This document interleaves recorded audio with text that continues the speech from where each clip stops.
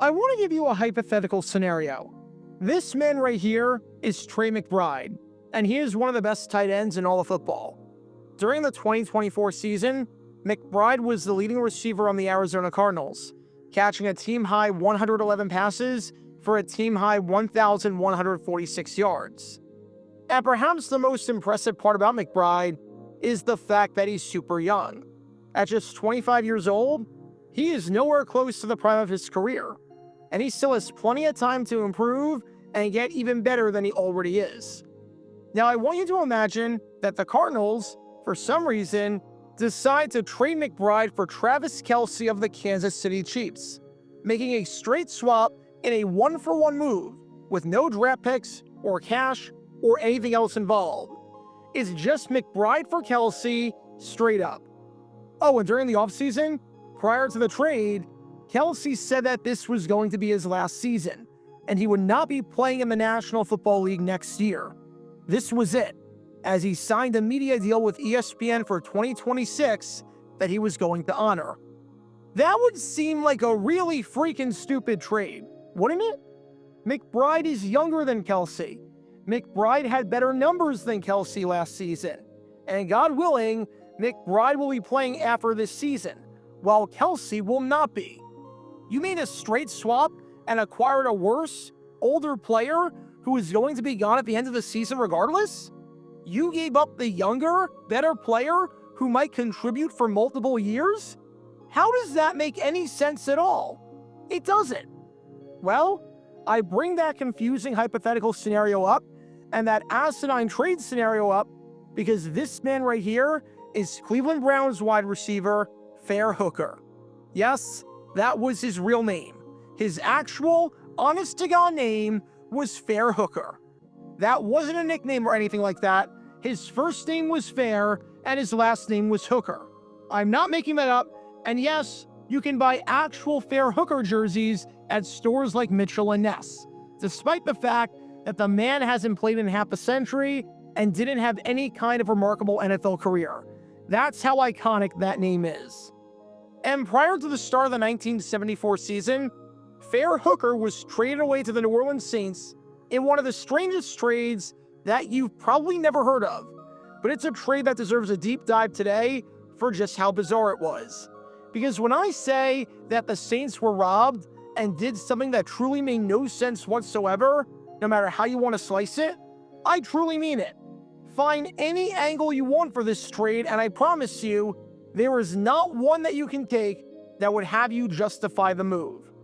It's a trade that has been forgotten about, but more than half a century later, deserves a deep dive today. Because this is the story behind Fair Hooker, and what has to be, considering the circumstances, one of the strangest trades in NFL history. Make sure you hit that like button down below, subscribe, and turn on the notification bell so you don't miss a single video that we post on the channel. Because we post every single day on here about the weird and the wacky history of the NFL with stories like this one that you might not have heard of before. So if you like that sort of stuff and you want to join this community and learn more, then this is the place for you. Thanks in advance for liking and subscribing and for helping us grow this community. And with that in mind, let's talk about the Fair Hooker trade that seemed anything but fair. Before I talk about the trade in question and just what the Saints got, we need some context to understand who this man right here is. Because this man right here is Jubilee Dunbar, and in 1973, he was a pleasant surprise for the Saints. The Saints were not a good team whatsoever in 1973. They had the worst offense in football from a points scored standpoint. They never spent a day above 500, and they ended the year with a 5-9 record after losing 5 of their final 6 games. However, if there were any bright spots on this team, one of them had to be Jubilee Dunbar. He was drafted by the San Francisco 49ers in 1972 in the 3rd round, but he was buried on their depth chart and spent the season on the taxi squad, seeing as the 49ers didn't need him as they had not one, but 2 pass catchers on their team in wide receiver Gene Washington and tight end Tank Wallach that were named AP first-team All-Pros at their respective positions. Prior to the start of the 1973 season, the Saints acquired Dunbar in a trade, giving up a draft pick for the rights to bring him home, seeing as Dunbar was born in New Orleans, went to high school in New Orleans, and went to college at Southern University in Baton Rouge, Louisiana. Now, he was going to be playing in the city that he always belonged in. And Dunbar performed very well for New Orleans. His homecoming went extremely well. At 24 years old, in his very first season actually playing, Dunbar was an exceptional deep threat for the Saints, and ended the year with 23 catches for 447 yards and 4 touchdowns. The 447 yards were the second most on the team, only 42 yards behind Bob Newland for the team lead, and the 4 touchdowns that he scored were tied with Newland for the most on the Saints.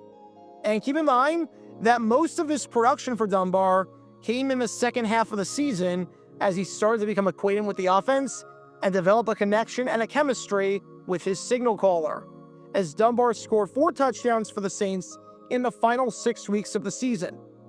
For some perspective on how good Dunbar was in 1973, among wide receivers who were 24 years old or younger, so guys who were just starting out their careers, Dunbar ranked 6th in the entire NFL in receiving yards, and he averaged a whopping 19.4 yards per reception.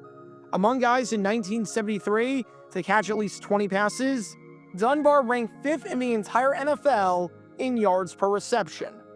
Obviously, Dunbar wasn't one of the best receivers in football yet, but he sure as heck looked like one of the most promising receivers, and he was expected to do big things for the New Orleans Saints in 1974. Until he wasn't, because in the middle of August of 1974, he was traded to the Cleveland Browns for this man right here, Fair Hooker. And I want to emphasize before going any further, this had nothing to do with anything off the field. Dunbar had no off-the-field incidents or history of insubordination or refusing to listen to the orders of the coaches. Dunbar had not broken curfew. Dunbar had no drug history or suspension history or anything along those lines.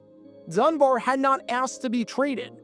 Dunbar had no salary issues or contract disputes whatsoever. There was a strike that took place during one point in the offseason in 1974.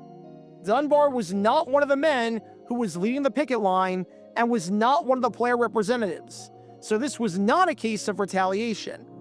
And according to all reports, Dunbar hadn't regressed at all during training camp or showed up out of shape or gotten injured. Jubilee Dunbar seemed to be the exact same player heading into 1974 that he was in 1973. He hadn't taken a step back. Yet, Dunbar was traded to the Cleveland Browns for this man right here, Fair Hooker, in a straight one-for-one swap of wide receivers. Already, this is somewhat bizarre when you have a straight one-for-one swap of guys playing the same position. But don't worry, it's about to get even more bizarre. Because here's the thing, Fair Hooker was not good at this point in his career. He wasn't even fair. Dunbar was 25 years old in 1974, while Hooker was 27, so Hooker had less room to grow and improve. Whereas Dunbar wasn't in the prime of his career yet, Hooker, in theory, was in the prime of his career. Granted, a 2-year age difference isn't anything major. This isn't as though the Saints traded Dunbar for a guy in his mid-30s. But it's still something to note. And that's important to note because Hooker was, quite literally, a worse receiver at this point in 1974 than Dunbar was. Remember the stats. Dunbar, in his first season in the NFL on an active roster, had 23 catches for 447 yards and 4 touchdowns. In 1973, Fair Hooker, despite starting 13 games and playing considerably, could not get open, could not hold on to the ball, and could not even come close to matching Dunbar's total. In 1973, Hooker caught 18 passes for 196 yards and 2 touchdowns, averaging 15.1 yards per catch. He averaged more than 4 yards per catch less than Dunbar, caught 5 fewer passes than Dunbar, and had half of his touchdowns and roughly 40% of his yardage. So the Saints trade away their promising youngster who showed great things in 1973 for a guy who was older, who was worse, and who seemed to be on the decline when you compare his numbers from a few seasons before. And they got nothing in return outside of him.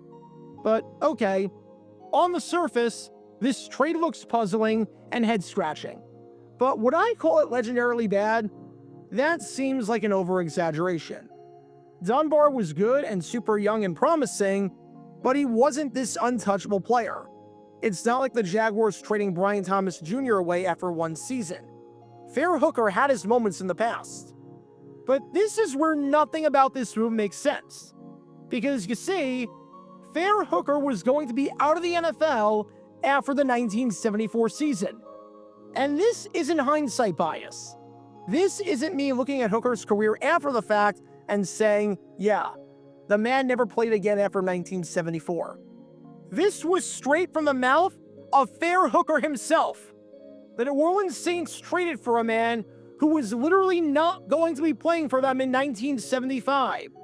Even if Hooker, for some crazy reason, had over 1,000 yards and had a career year, he would not be on the Saints, or any NFL team for that matter, in 1975. Because in late March of 1974, Fair Hooker signed a 3-year contract with the Jacksonville Sharks of the rival World Football League. So 5 months before the trade happened, he signed this contract. The WFL was poaching tons of players away from the NFL, as the upstart league was trying to do what the American Football League did in the 1960s and be a viable competitor to the NFL and give players salaries that NFL teams could not compete with. Of course, we know how that worked out, as the WFL failed in spectacular fashion, with the league being a prime example of how not to run a business, and with teams folding and relocating in the middle of the season, with property being seized by the authorities in the middle of games, and with basically no one making any money. But there were a bunch of NFL players who were going to switch leagues and jump from the NFL to the WFL. And sure enough, Fair Hooker was one of them. Because Hooker was going to play in 1974 in the NFL, and then in 1975 would commence a 3-year contract with Jacksonville in the rival league. This wasn't a rumor or speculation. This was well known. This was Hooker literally saying that he had signed a contract. Said Hooker, "I've been interested in the WFL for a long time, and my agent, Ed Keating, was able to get things worked out the last couple of weeks.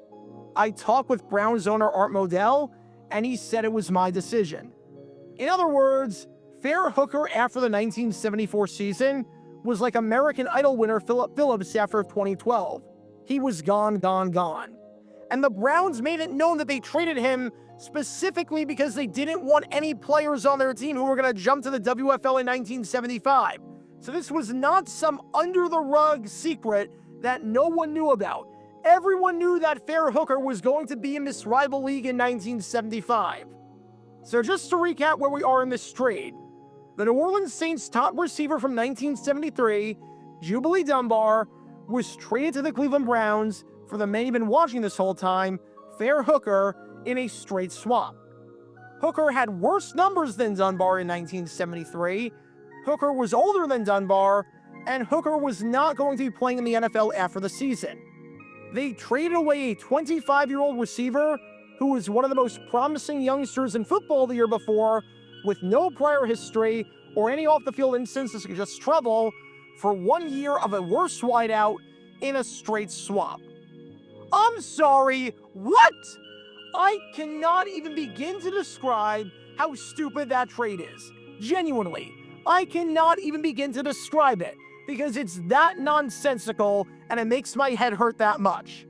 It's like trading away your $50 coupon at a grocery store for a $20 coupon at a grocery store that sells the same things and is further away, and the coupon for that grocery store expires in 15 minutes. If you can make heads or tails of this trade, more power to you, because I certainly can't. And sure enough, Fair Hooker played a grand total of 0 games with the Saints. Want to know why you haven't seen any clips of him this entire time in a Saints uniform? Because he was cut before the season even started. The trade happened on August 27th, and on September 12th, he was gone. I was being generous when I said that you made this trade for just 1 year of Hooker. You made it for 2.5 weeks. You trade away your promising young wideout for that. Genius trade, 10 out of 10, would do it again, I have no notes. The grand irony in all of this? Dunbar played the first half of the season with the Cleveland Browns, but he got injured and was placed on injured reserve with a broken wrist, sidelining him for the rest of the 1974 season. The man who replaced him after he was placed on IR? You guessed it, free agent wideout, Fair Hooker. The Browns traded Hooker for Dunbar, then signed Hooker to replace Dunbar. Couldn't make this up if I tried. Which raises the question, why haven't you heard of this trade before in all likelihood? Why isn't this up there with the likes of the Herschel Walker trade and the Deshaun Watson trade as one of the dumbest trades in NFL history? Well, that's because Dunbar did nothing with the Browns. He was released after the 1974 season, as the injury was too much to overcome, and Dunbar never played again after a brief training camp with the San Diego Chargers in 1975. The Saints lost the trade, getting no catches for no yards out of Hooker, but the Browns, even though they got some production, didn't get much out of Dunbar, who had 6 catches for 74 yards and no touchdowns in his brief time there. So no, the trade did not turn out to be highway robbery in hindsight bias. But the logic behind the trade made no sense, and still makes no sense to this day. If there are no extenuating circumstances, like personal drama, or money, or criminal history, and you trade for a guy at the same position in a straight swap who is worse, older, and already announced that he's gone at the end of the season, regardless of what happens, to go on and do something else, you're a fool, and you deserve to be clowned on. There's a reason why the New Orleans Saints were an incompetent franchise back in the 1970s, and why they were the Aints. And this is a prime example of that. Because let's just say that I wouldn't make a trade this lopsided for a fair hooker, let alone Fair Hooker. Check out our live streaming schedule for the next few days. We're live every single day on this channel, whether we're covering a sporting event or playing GeoGuessr or just taking your requests. So make sure you like and subscribe and turn on the notification bell so you don't miss a single time that we go live and so that you can join this community. Also, thanks to all our members and our Patreon supporters who get exclusive perks like their name of the end of each video, members-only Q&A streams, and cool emojis to use on videos and during streams. See how you can join this community and become a member or a Patreon member by clicking the link in the description below.